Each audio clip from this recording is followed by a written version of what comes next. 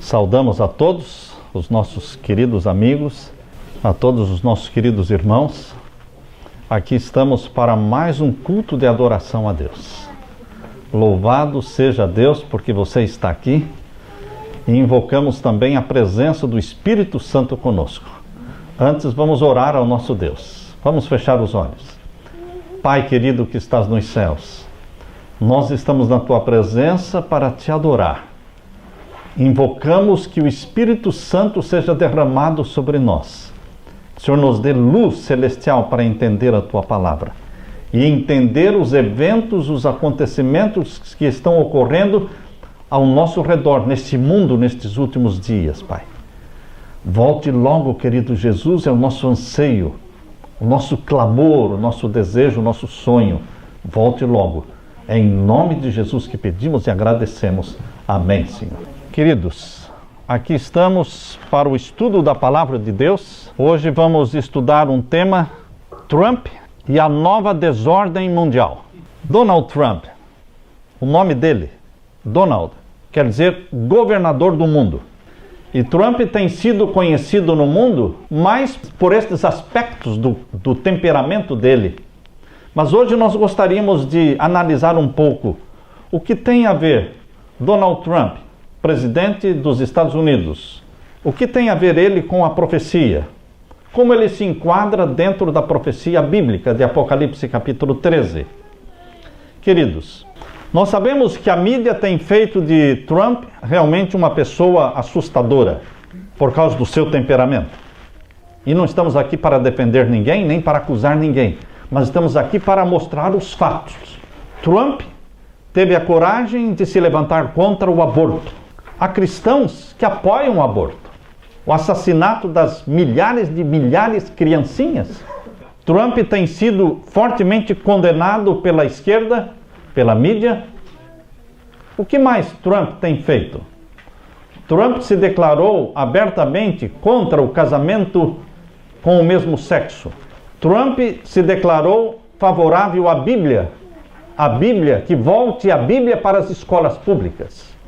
Trump se declarou amigo de Israel. Trump declarou reconhecer Jerusalém como capital de Israel. O que Trump está fazendo tem tudo a ver com a palavra de Deus. Embora o temperamento dele não ajude, ele tem agido de forma errada no seu relacionamento, nos seus telefonemas muitas vezes, mas a linha de pensamento que está na cabeça de Trump está seguindo a linha da palavra de Deus. Apoiando a vida, apoiando Israel. Ele é contra a globalização. Ele é a favor da soberania de cada país. Cada país tem a sua soberania. E Trump está tentando estabelecer a soberania americana, econômica. Queridos, ele está propondo renegociar o NAFTA. Esse comércio, esse acordo comercial entre Estados Unidos, Canadá e México. O que está pela frente, queridos? O que pode acontecer? A nova ordem mundial estava caminhando muito bem. A nova ordem mundial é um sonho do Illuminati jesuíta. O Illuminati jesuíta nasceu no dia 1º de maio de 1776. E eles têm o sonho da nova ordem mundial.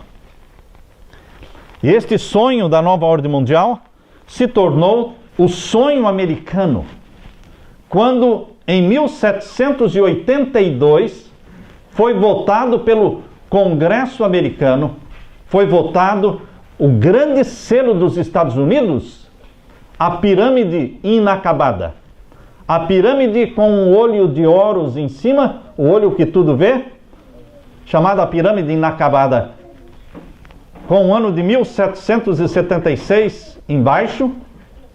Essa pirâmide, ela tem a frase embaixo dela, uma frase que diz Novus Ordem Seclorum, que significa nova ordem mundial. Este sonho de 1782, o grande selo dos Estados Unidos, representa realmente este projeto. Entrou para a nota de dólar no ano de 1935. Agora, queridos, surge um presidente que é contra a nova ordem mundial. É contra o que está escrito no grande selo dos Estados Unidos. Um sonho de séculos. Mas não é um sonho só americano. É um sonho que veio dos jesuítas, do Illuminati, e foi transformado num sonho americano. A nova ordem mundial. A ONU, Organização das Nações Unidas, está a serviço da nova ordem mundial. Governo mundial. E agora o presidente Trump, ele se demonstra contra essa globalização, este governo mundial. O que pode acontecer? Interessante, queridos, que ao mesmo tempo que Trump se levanta contra a globalização, ele tem também um genro chamado Jared Kushner, judeu, fiel guardador do sábado, que nem telefone celular atende no sábado. Tão fiel é ele na guarda do sábado. Ivanka Trump, a esposa de Jared Kushner, filha de Trump, é uma fiel observadora do sábado.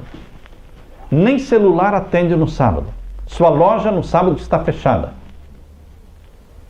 Queridos, há quem não veja nada demais em tudo isso, mas Trump está cercado de observadores do sábado. O sábado está sendo exaltado no mundo todo, através do governo Trump. Ele não guarda o sábado, mas o seu conselheiro e genro guarda, a filha guarda. O capelão do Senado americano é um pastor adventista do sétimo dia, Barry Black. Eu quero chamar a atenção de vocês para o filme que foi lançado por Mel Gibson. Em português o título é Até o Último Homem. Até o Último Homem. Queridos, este filme, feito por um católico, Mel Gibson, ele já fez o Passion of Christ, Paixão de Cristo, e agora fez este filme. Quem é que atuou na mente deste homem, Mel Gibson, para que em meio a milhares de opções, ele escolhesse a história de um jovem adventista do sétimo dia para fazer este filme de 2h30, que está se tornando um dos principais filmes no mundo. E a história de um jovem que guarda o sábado, adventista do sétimo dia, e seu estilo de vida vegetariano. Eu estou vendo, meus queridos irmãos, que Deus está, de uma forma poderosa, colocando diante do mundo o destaque e a ênfase do sábado bíblico, o dia do Senhor, o sétimo dia da semana. Seja através da família Trump, seja através de Ben Carson, seja através do pastor adventista capelão do Senado americano, pastor Barry Black, seja através de Mel Gibson e o seu filme Até o Último Homem. Uma coisa está sendo exaltada no mundo: o sábado do Senhor Deus, Criador dos céus e da terra. Me parece, queridos, que antes que ocorra o decreto dominical, me parece que antes que o decreto dominical seja imposto forçosamente para que o mundo todo santifique o domingo no lugar do sábado, me parece que Deus está exaltando o sábado para que fique conhecido no mundo todo, para que todos possam fazer uma decisão inteligente e consciente a favor do dia do Senhor, para que ninguém fique na ignorância sobre qual é o santo dia do Senhor. Eu convido você para que abra a sua Bíblia, neste momento, em Apocalipse capítulo 13. O cenário profético de Apocalipse capítulo 13, irmãos. Esse cenário profético nos deixa extasiantes, nos deixa admirados, porque o cenário profético de Apocalipse 13 é um cenário não do primeiro século. A nossa mente não está sendo chamada para o primeiro século, quando o Apocalipse foi escrito no final do primeiro século, por João, na ilha de Patmos. Mas o cenário profético do capítulo 13 está apresentando, está pintando diante de você um quadro atual. Algo que está acontecendo em nossos dias. O capítulo 13 começa falando da besta que subiu do mar. Capítulo 13, verso 1, verso 2, fala que a besta que subiu do mar, ela representa o papado, o Vaticano. E aqui mencionam no capítulo 13 também uma outra besta, representando um outro poder. No capítulo 13, verso 11, a besta que subiu da terra, que tinha 2 chifres semelhantes aos de um cordeiro, mas não era um cordeiro, porque falava como dragão, e o dragão é Satanás. Um país que parece cordeiro, como os Estados Unidos da América do Norte, mas não é cordeiro.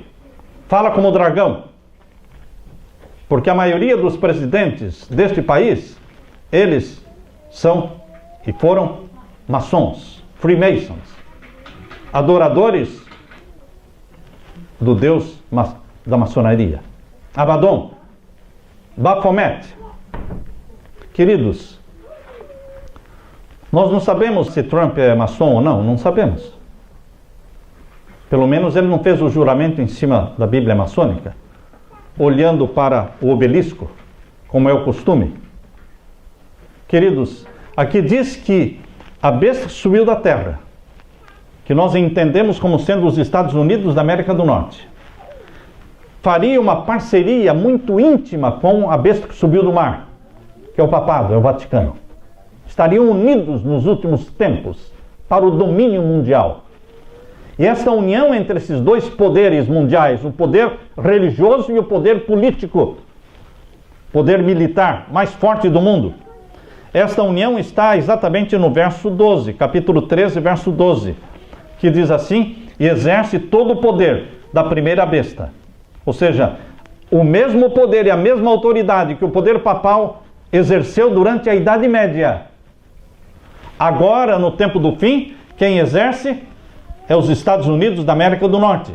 Por isso diz aqui, exerce todo o poder da primeira besta, na sua presença, ou seja, recebendo o aval, recebendo a aprovação, recebendo o apoio do Vaticano. E diz mais, e faz que a terra e os que nela habitam adorem a primeira besta. É uma profecia feita por Deus, declarando que os Estados Unidos da América do Norte, no tempo do fim, usaria sua força, seu poder, sua influência, seu exército, tudo, para que toda a terra adore ao poder papal, se submeta ao Vaticano.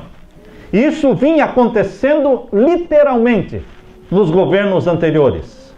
Mas, queridos, o relacionamento de Trump com o Papa está um pouco estremecido, por causa do muro que Trump pretende construir, separando o México e os Estados Unidos.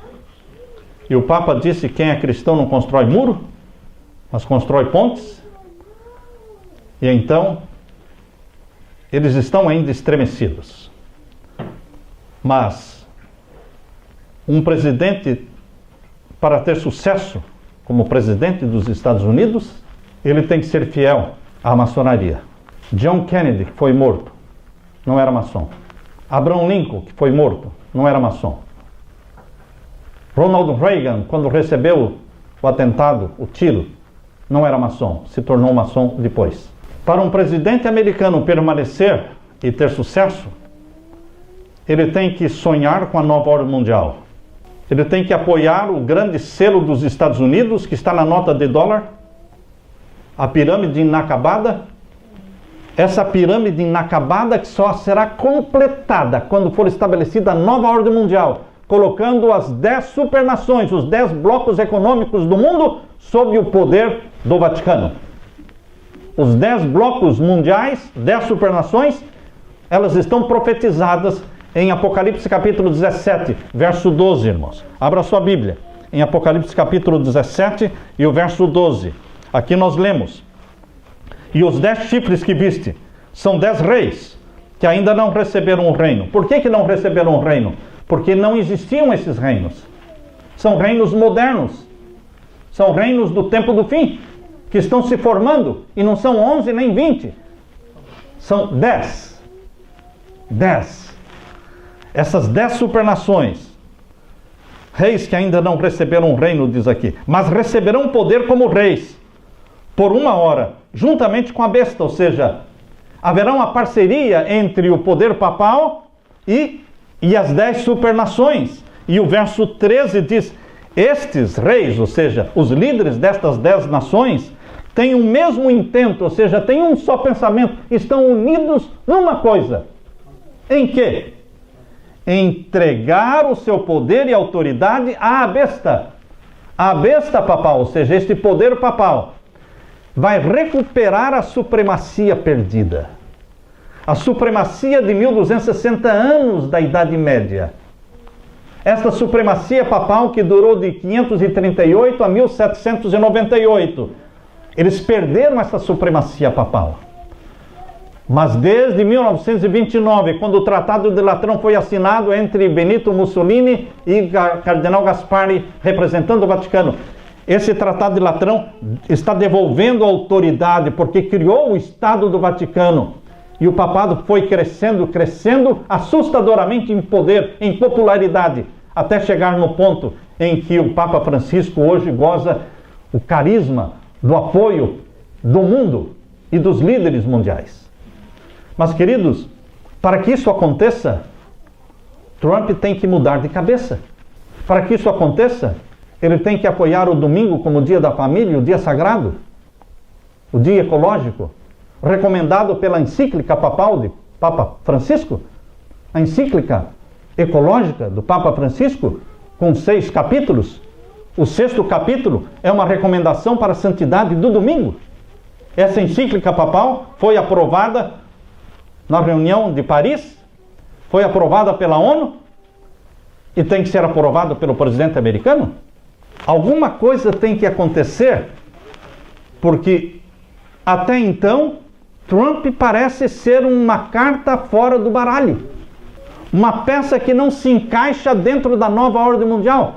Ou ele muda de cabeça, ou eles o tiram, ou eliminam. Quando John Kennedy decidiu romper com o acordo de pegar dinheiro somente do Federal Reserve Bank, irmãos.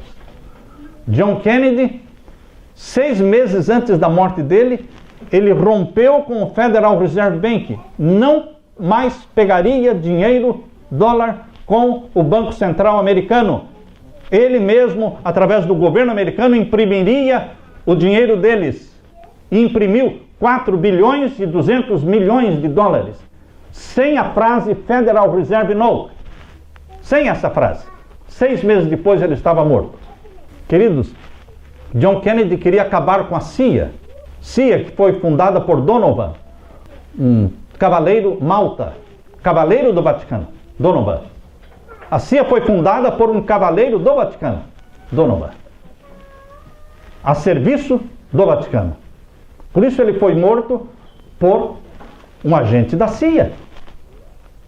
Quem mais teria interesse em matar o presidente John Kennedy? Um agente da CIA, porque ele estava tentando destruir e acabar com a CIA e romper com o Banco Central. Queridos, quando o presidente dos Estados Unidos não entra no esquema da nova ordem mundial, eles tentam tirá-lo do caminho.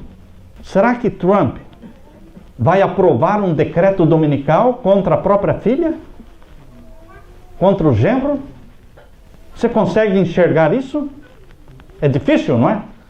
Provavelmente terão que mudar a cabeça dele ou tirá-lo do caminho. Nós não queremos desejar o mal para ninguém, queridos. Mas eu estou mostrando para vocês o cenário da profecia. Apocalipse 13 menciona que os Estados Unidos darão apoio ao Vaticano. Isso é o que está na profecia. E o que vai acontecer? Capítulo 13 e o verso 16. E faz que a todos, pequenos e grandes, ricos e pobres, livres e servos, lhe seja posto um sinal na sua mão direita ou nas suas testas, para que ninguém possa comprar ou vender, senão aquele que tiver o sinal, ou o nome, ou o número do seu nome. Aqui há a sabedoria, aquele que tem o entendimento, calcule o número da besta, porque é o número de um homem, e o seu número é 666. 666 é um número que veio lá de Babilônia, da religião babilônica. O número 6 representa o homem separado de Deus.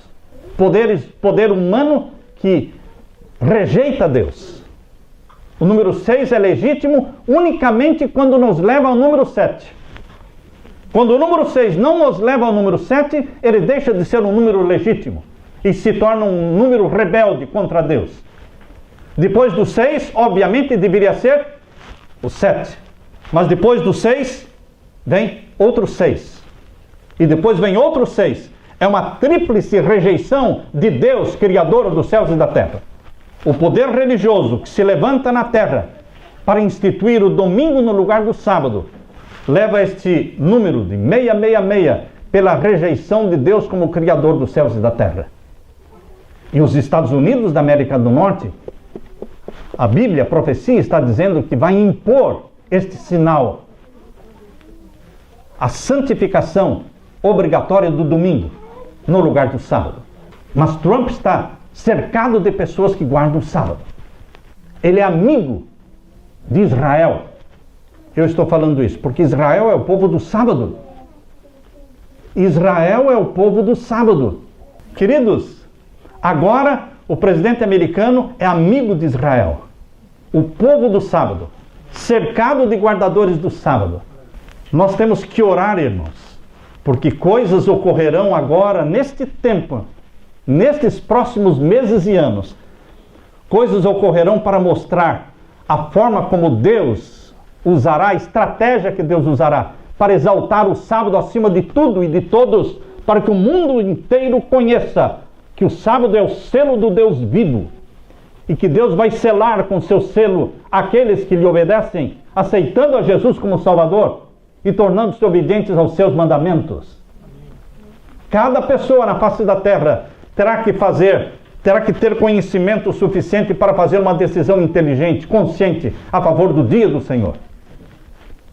Nós, como povo de Deus, temos que orar e jejuar, não somente pela nossa família, mas também pelo governo americano, porque são decisões difíceis, é muita força, é muita pressão, e nós queremos nos colocar ao lado daqueles que guardam os mandamentos de Deus.